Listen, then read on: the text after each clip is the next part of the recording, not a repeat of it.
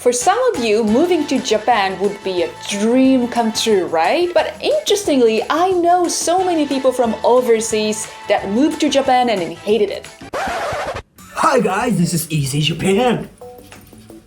Today we'll be watching why you'll hate living in Japan. So in this video, we'll see how people may hate living in Japan and tell you our thoughts if this information is true and if you will hate Japan. Let's go. I lived briefly in Japan a while ago. The year I spent in Japan was probably the most unhappy of my life. So don't be surprised if it happens to you. What? Almost everyone who moves to Japan will hate Japan or Japanese culture sooner or later. Background? No, It was all covered with Japanese culture. he loves Japan then. You might think it's impossible, especially Japan has so many cool things like anime, crazy game shows, True. and Mr. E's favorite electric baths. Yes, in some public baths in Japan, there are baths that send electric currents into the water. But don't worry, it's totally safe because water doesn't conduct electricity at all. I don't like those baths. I've known so many people from overseas who moved to Japan and then hate Japan after, living here for months or sometimes years later. They usually come here because they loved video games, Japanese culture, or they just wanted some good old-fashioned Japanese fucking. Check out our new merch if you want some fucking too. But after a while of living here, they become depressed. They hate Japan, and the only thing they want is go back to home.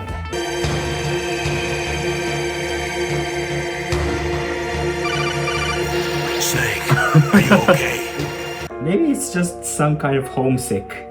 Well, it's really hard to adapt in the Japanese community, Oh yeah, social that's true. community. Are you okay? Dad, I hate Japan. I want to go home. There are many reasons why it happens. Maybe some of you have heard of cultural iceberg. If you imagine the culture of one country to be an iceberg floating in the ocean, the part of the iceberg you can see is usually the material aspect of the country's culture. So for Japan, this would be video games, Japanese food, cosplay, statues of Colonel Sanders in samurai armor, obvious Japanese stuff. Yeah, But what you obvious. don't see is the rest of the iceberg. And this is where the non-material parts of the culture are. This can be things like ideas on work ethic, views on raising wait. children. It says What? hentai. Hentai on the top. Why is hentai on the top? Erotic gacha. What's that? I don't know. Okay. I've never seen it. How society views discriminated people. It's usually this part of the cultural iceberg that we all will have problems with when we move to a new country. So, because most of you who are watching this video might be interested in living in Japan or moving to Japan in the future, so I thought it would be a great idea to ask Mr. Eat to talk about his own experience and how he's been dealing with it. Hello everyone, it's Mr. Eats. Now let's say you have this big plan to move to Japan. As you begin to prepare for your move, you start dreaming about all the adventures that you're gonna get into.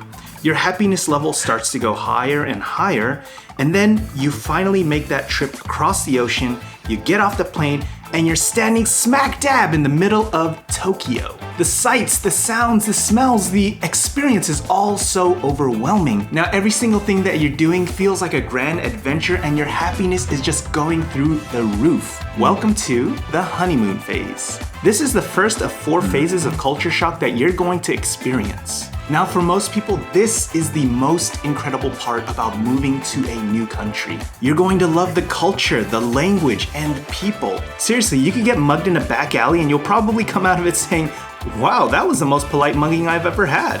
Now the amount of time that you spend here in the honeymoon phase and the next 3 phases varies from person to person. Now when I moved to Japan, I was placed in this really nice little countryside town where I quickly made friends and became a part of the local community. I fell in love with every aspect of that town and the people around me. Heck, I even loved my job as an English teacher there. So this is a generalized theme, not limiting it to Japan. I found so much joy and happiness there that by the ripe old age of 28, I was considering my retirement there. But all of that came crashing down after I met Mrs. Eats. What? No. Welcome to the living room floor where we will be spending the rest of our night tonight. Now, what I wanted to say was that meeting Mrs. Eats was the best thing that could have ever happened in my life. But it was all of the other circumstances that followed that led me to a really, really dark place in life. The second phase of culture shock, the frustration phase. Now, once you hit the peak of happiness during the honeymoon phase, you'll start to get used to the new world around you. And your happiness will actually begin to decline pretty quickly. The things you found most exciting have now become very, very normal to you. And the things that you didn't mind too much actually become annoying or even frustrating. But the frustration phase goes much, much deeper than that. This is a point where depression, resentment, and anger really can start to set in. And yes, even though I love Japan now, there was a point in time where I really hated it and I wanted to go back home. Dad. So as my relationship with Mrs. Eats got deeper and deeper and we got closer and closer, I decided to leave that small town that I love so much to the big city of Osaka. There were a lot of factors that made daily living just incredibly difficult. The first was dealing with an actual Japanese-style commute. Now, in my old town, I lived about a 5-minute bike ride away from school, so I never had to get on a train or a bus. But here in Osaka, I had to get on some of the most crowded trains and subways. This is very stressful for Japanese people too. Every human on earth is gonna hate this. And this happens especially in Japan because the rent for houses is completely different based on if it's in the center of Tokyo or a bit far from Tokyo. It's completely different. So people live in the same place, same areas, and that causes this train panic. It's called the donut phenomenon in Japan. Okay. It's because the areas people live are away from the center, so it's like a donut. Sounds tasty, but it's horrible. Not only that, but my school was 2.5 hours away. So I was up at 5:30 to get to school by 8, and it was a nightmare. After the 2.5 hour journey, I was rewarded not by friendly, smiling faces, but by... Unless I was a cool, young, handsome boy like one of these members from the band Kiss My Foot 2, I wasn't gonna get these kids interested at all. And yes, their name is in fact Kiss My Foot 2. Do you know this group, Kiss My Foot 2? Yeah, I like them. The group Kiss My Foot 2 comes from their names, right? So there's a person whose name starts with a K-I-S-M-Y-F-T. 2 is for Nikaido, I think. Oh, so there's a person whose name's kanji is 2. 2.hour ride to school is a bit far. That's too far. Even it has to be for like work. Usually in Japan, for elementary schools and middle schools, often school is close to home. But from high schools, many people use trains, so that's when they start to feel all the stress in train commuting, and they start to hate all the people working. And the kids in the city side, they're like drained from high school or maybe junior high school. That's why they can adapt to this. But after you graduate university and start working at the city place and experience this train rush, even all the Japanese feel this stress. And in the city side, it's not limited to trains. Even if you think you're coming to Japan and go to work on a car, you will feel the same stress as well, even for bicycles, because Tokyo has very small roads, a lot of traffic jams, even for cars, and you have to literally ride bicycles next to a car. So you don't know when you will get hit. So whichever way you are thinking of commuting, you will feel stress, 100%. Yeah.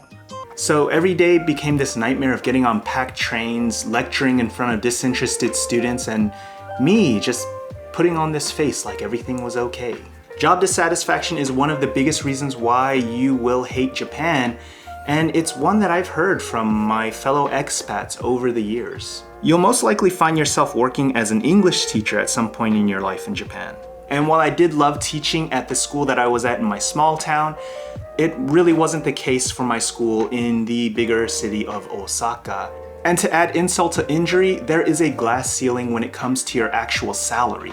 You'll quickly find that for most teaching jobs here in Japan, you're gonna hit the max of the salary, which is around 20 to 25K annually. And in a lot of cases, this wage will almost never rise. Now, you could earn more money if you started teaching at a university or at a wealthy private school, but you're gonna be doing 2 to 3 times more work for that amount of pay.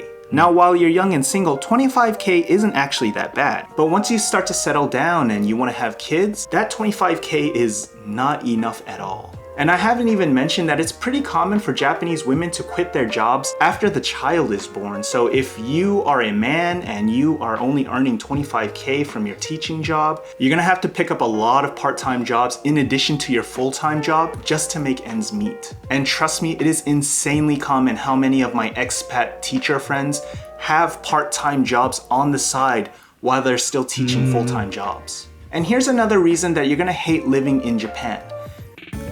Yeah, the salary is true. Yeah. It becomes very difficult. So if you're thinking about coming to Japan, one thing I would recommend is to learn Japanese. Why? Why do you think so?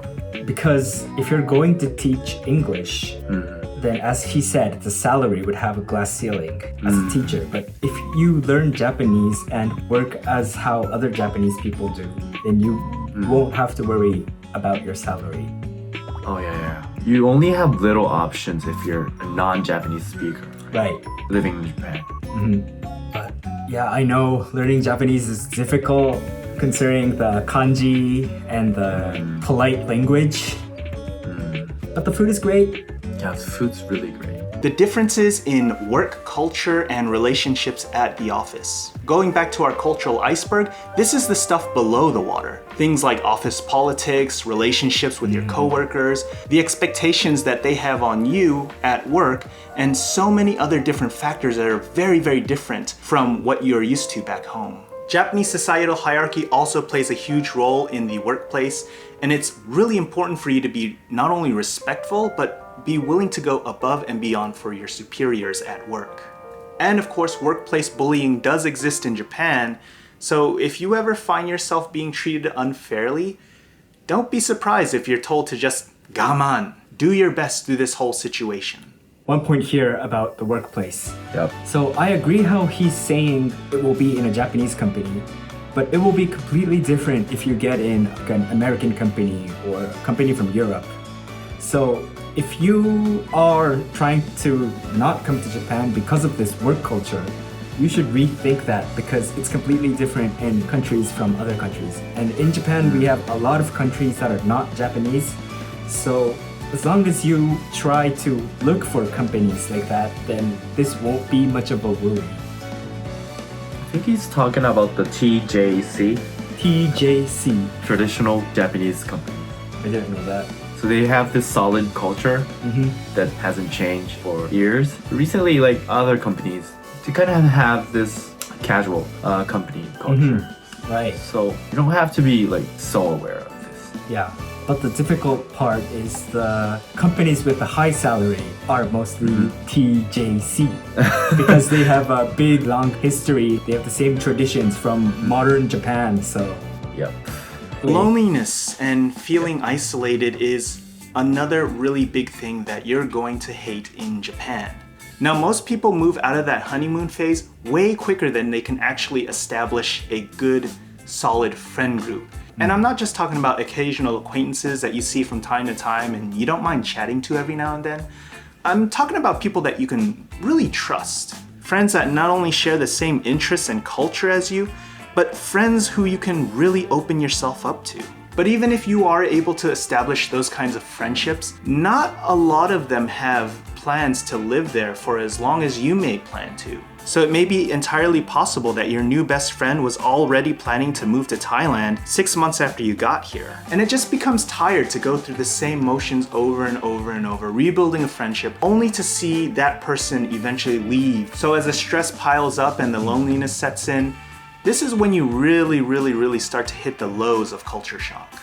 And this is a bad place to be in because you just become so bitter and angry and blaming Japan and the country when in many cases, the country and the culture of Japan have nothing to do with whatever you're angry at. But thankfully, there is a light at the end of the tunnel, and it's called the adjustment phase. The adjustment phase. If you don't give up, you will start to adjust to whatever the situation is that you're in. Whether that's being more comfortable on relying on others to help you out, figuring out some solution to something annoying that's happening in your life, or maybe even getting your language skills up to a point where you can comfortably say things that you want to say. You'll eventually start to find some solutions, these little wins to problems in your life that make things a lot easier on yourself. And then eventually you're going to hit the final phase of culture shock, and that is the acceptance phase. You're finally going to be able to stop putting your own expectations onto Japanese society and trying to control things around you, and instead learning how to control yourself into better fitting into how Japanese society works. Of course, there are still going to be things that will bother you from time to time, but you're going to be in a much better mental space to deal with those problems. You're going to become more comfortable with your day-to-day life, and it's not going to feel like every day is a struggle. So, the graph he showed us with the phases, it relates to learning the Japanese language. So, as he said, from the adjustment phase, you start to feel comfortable living in Japan. But that's the timing when you start to be able to speak Japanese. And after you do, life gets much easier in Japan. You get to learn the cultures smoother in Japanese. Well, some of my friends adapt to Japan, but they don't speak like fluent Japanese. You have to understand Japanese culture and the non-spoken rule, and then a little bit of Japanese, and that's when you start to adapt to living in Japan. Not knowing what you shouldn't do is the biggest stress here, and reducing that by learning Japanese, learning your thoughts, then the dark phase, I forgot the name, will shrink. It'll go by in an instant. The first time you come to Japan, you only look at the good part of Japan. The iceberg. The iceberg. Top part. And then after that, you only look at bad part of Japan. And then after that, you look at both sides. And that's when you can adapt and your mental health that's when stable. You can adapt, and also that's when you can decide if you want to live in Japan or go out.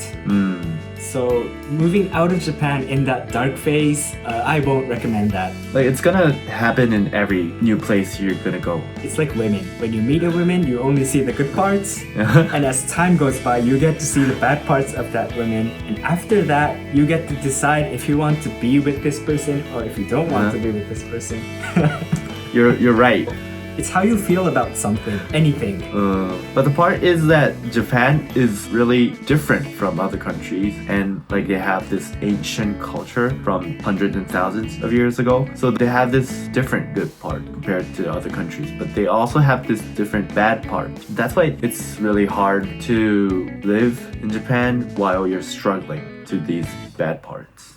So what are some culture shock tips you would give to someone who is planning to move to Japan?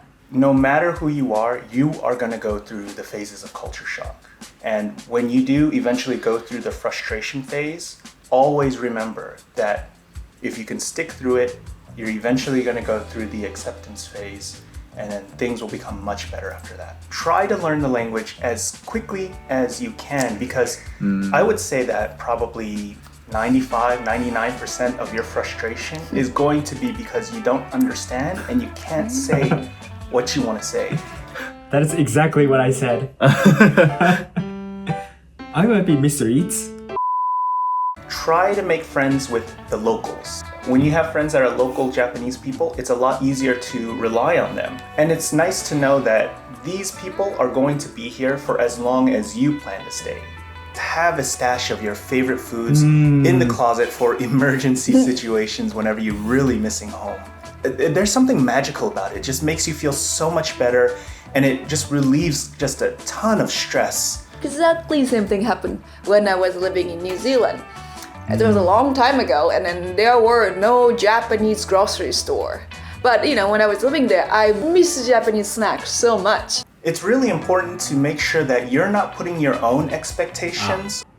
Food is definitely a way to reduce stress. Yeah. And the good part of Japan is that you can eat food from any country. It might not taste as good, but you can. Japanese people love eating food from other countries, so no worry about that. It might be hard to get snacks though.